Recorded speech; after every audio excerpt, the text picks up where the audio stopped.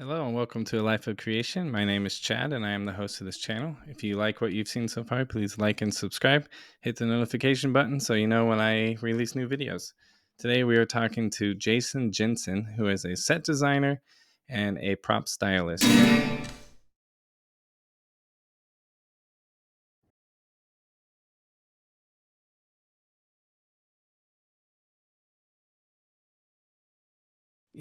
I listen to a lot more mellow stuff now, and I play a lot more mellow stuff now just because I don't have a band and Yeah, I can only play when the kids are asleep, so it's usually acoustic stuff. But man, putting on a like one of my favorite punk bands or something, yeah. it still resonates and hits me in the sweet spot every time. I do have to say though, as I've gotten older, I do really appreciate melody a Yeah, yeah, lot for sure. more. Like it really is nice to have some melody. Um, Some it makes a intonation, yeah. it makes a big difference. Right. And I mean that goes back to punk is not really good music, No, but no. it hits in a spot that no other music can. Yes.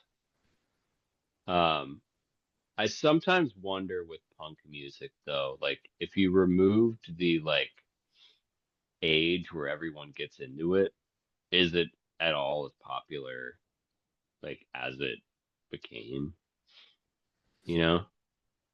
Like if you discovered punk at, you know, 25 instead of 13, you know, is punk at all as popular as it I guess is it or was? I guess it would depend on what I was listening to at 13.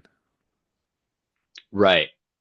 I mean, it's just like I remember hearing punk for the first time at 13, and then by 14 was just completely like it just resonated with me Yeah. completely. But um is that just because that's that age, you know? I mean,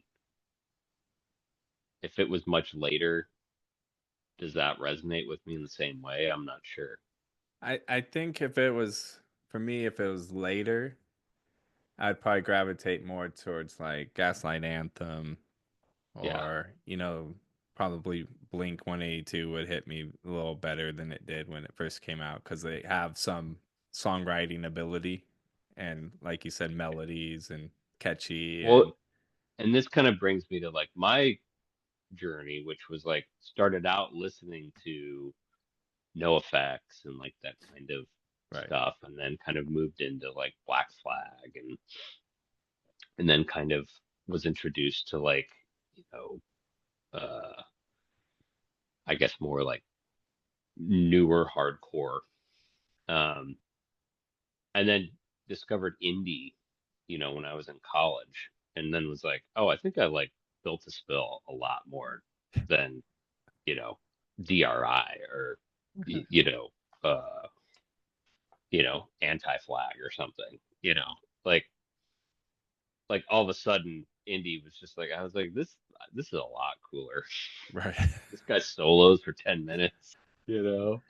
But I think there's like because you have experienced the others, you see the difference and you can kind of Right. go and most of those people all came from the punk hardcore scenes most of the time. Right. Yes. So it was Well, and like, that brings me to this idea of like, does punk even have the popularity that it had if it's not for angry young people? I don't know, the older you get, the angrier you get. Yeah, but culturally you're not as Yeah.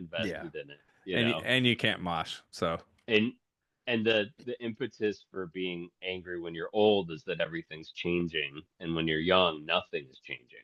right. So that's your anger is coming from a different Right, yeah. place, you know?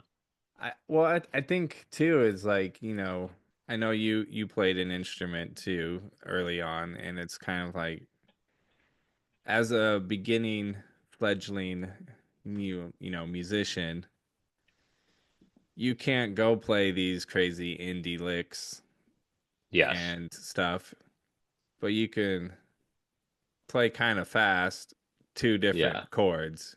So you're like, Yes. so you started a punk band. So it's like, Yes. it's almost like you could see it in the bands where it's just kind of like they started here, just jumped into a band right away, and that's all they could play. And then you can see as they progress in their lives, they get better and better. And then, I mean, look at like the DC scene where it's like go Minor Threat to Embrace to Fugazi and just like builds up musically because they keep going with their passion and their Right. pursuit. And it's, I mean, really, and we'll probably end this video here and move on to the next. But punk is basically the um, layout of living a life of creation. You just have to start wherever you're at, right? Right. You may suck. You're just figuring it out, but you just do it because you feel called to do it. And then you Yes. just keep pursuing it. You keep learning. You keep growing as you go, and then you eventually, are a crazy talented musician because you just kept pursuing your art wherever you were at the time. Yes. And I think, yeah, punk as an idea absolutely is that path. Um, and it's a sense of fearlessness.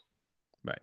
And I think that is the beautiful thing about it. There's just no fear. I mean, you fail. I mean, so what? You don't know how to do it anyway. Right. And I mean, to tag on to that, it's also, you're building your confidence level. Right. No one expects perfection from a punk band. No. So it's like if you suck and you can only do a couple things, but you jump around and be crazy, Yeah. dude, you're gonna be a rock star in the punk Yeah. world. But it's like, but that then boosts your confidence to keep pursuing and keep going. Right. Yeah, I think that's a great metaphor for it for sure. I I guess maybe coming from that punk world, you're kind of, yeah, you're already shown the path, Right. you know? It definitely it suits you up for it for sure. Um, and I think a sense that confidence is also a sense of, not caring what other people think. Right. Um, and I mean that in the creative sense, right? I mean with the punk metaphor. You're just, well, I don't really care what people think. Right. I'm not good at this anyway, so I mean, you know, I'm gonna try, and if it's not good, well, I mean, Who cares? whatever. We'll do it again tomorrow. Right. I mean, that's the whole ethos of punk anyway, right? Is like, F you, Yeah, I'll do what I want. right. And then you kind of, you do that for a while, and then you're like, all right, well, I actually do need to make a living at this. So like, Right. how do I do that? And then you actually do realize that you do care and you actually want to learn and grow as doing pursuing something. Yeah, well, I mean, because of course, because I think, I mean, the the journey is the learning, right? I mean, it's so cliche, but I mean, if you're not learning, you're dying, and it Right. really is. It really is true, though. I mean, if you're not open to learning something new or trying something new, then I mean, what's the point? Um, you really should be allowing yourself the freedom to grow in that way. Right. And if you do, I mean, I think most people are surprised at the results. Right. Um, it's just a side of everyone's brain, I think, and kind of going back to talking about, everyone kind of has some part of them that has some sort of creative component that's just not nurtured as much, right? Right. And